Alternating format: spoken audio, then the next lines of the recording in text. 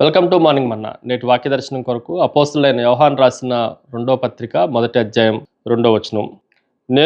నేను మాత్రమే కాక సత్యమును ఎరిగిన వారందరూ మనలో నిలుచుచు మనతో ఎల్లప్పుడూ ఉండు సత్యమును బట్టి మిమ్మను నిజముగా ప్రేమించున్నాము. మరొకసారి యోహాన్ రాసిన ఈ పత్రికల్లో నుండి సార్వత్రిక సంఘానికి సత్యమును గురించిన విలువను తెలియజేసే భాగంలో 4 ప్రాముఖ్యమైన విషయాలు మనం ఆలోచన చేయాలి. Number 1, it is A truth. సత్యము అనేది అదేదో భావన కాదు, కానీ భావం అంతకన్నా కాదు, కానీ సత్యం అనేది మనకి శక్తినిచ్చే ఒక విలువైన ఆయుధము లాంటిది. ఈ మాటను మనం జాగ్రత్తగా ఆలోచన చేస్తే ఈ లోకంలో ఎన్నో రకాలైన కొత్త సిద్ధాంతాలు, నానా రకాలైన పరిణామాలు జరుగుతూ ఉన్నప్పుడు సత్యం మాత్రమే మనల్ని నిజమైన స్థానంలో నిలిపి మనం లోకంలో కొట్టుకొని పోకుండా ఉండటానికి అది మనల్ని బలోపేతం చేస్తూ ఉంటుంది. ఉదాహరణకి భయంకరమైన తుఫానులలో ఉన్న సముద్రంలో ఉన్న ఓడ ఎలాగైతే కదలకుండా లంగర్ చేత అది బంధింపబడతా ఉంటుందో, మన హృదయానికి ఈ సత్యము లంగర్ లాంటిది, ఆధ్యాత్మిక యాంకర్ లాంటిది అన్న విషయాన్ని మనం గ్రహించాలి. రెండో విషయాన్ని మీకు జ్ఞాపకం చేస్తాను. It is A timeless. అది మనలో ఎల్లప్పుడూ నిలిచే సత్యము అన్నమాట అపోస్తులైన యోహాన్ రాయటం మనం చూడొచ్చు.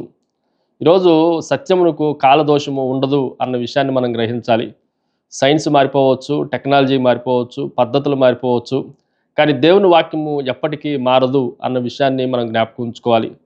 ధ్రువ నక్షత్రము, పోల్ స్టార్ అనేదాన్ని ఎప్పుడో పూర్వకాలంలో నావికులు దాన్ని చూసి ప్రయాణం చేసేవారు. ఆ పోల్ స్టార్ ఇప్పటికీ అనేకులకి మార్గదర్శనాన్ని చూపిస్తున్నట్లుగానే దేవుని వాక్యం నిన్న నేడు నిరంతరము అన్ని రకాలైన, అన్ని వర్గాలైన వారికి, అన్ని యుగాల్లో నివసించే వారికి అది మనకి సత్యాన్ని తెలియజేసేది అన్న విషయాన్ని మనం గ్రహించాలి.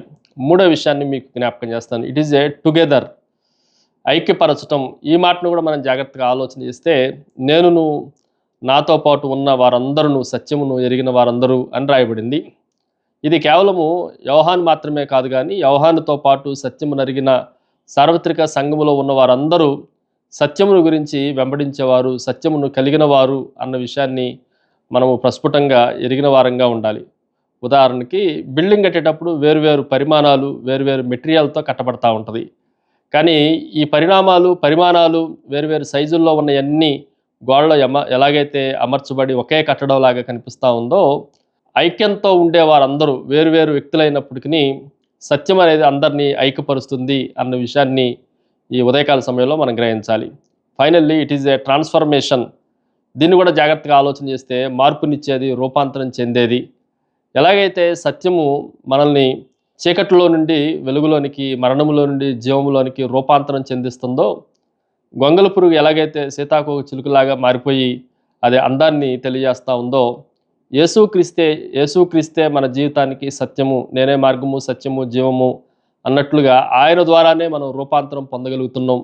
మనలో మార్పు కలుగుతుంది. ఆ సత్యమైన దేవుణ్ణి మనం ఎరిగిన వారంగా ఉండాలి అనేది ఉదయకాల సమయంలో మనం గ్రహించవలసిన నిజమైన సత్యం. ప్రార్థన. సకల ఆశీర్వాదములకు కారణపుత్రవు తండ్రి, మరొకసారి నీ నామాన్ని గణపరుస్తున్నాం ప్రభువా. నీ సత్యమును బట్టి మమ్మల్ని స్వతంత్రులు చేసి నిన్ను వెంబడించే భాగ్యాన్ని మాకు కలగజేసినందుకే మీకు మాత్రమే వందనాలు చెల్లిస్తూ యేసు నామమున అడిగి వేడుకొంచున్నాం తండ్రి.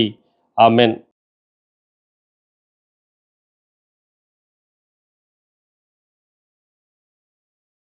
God bless you.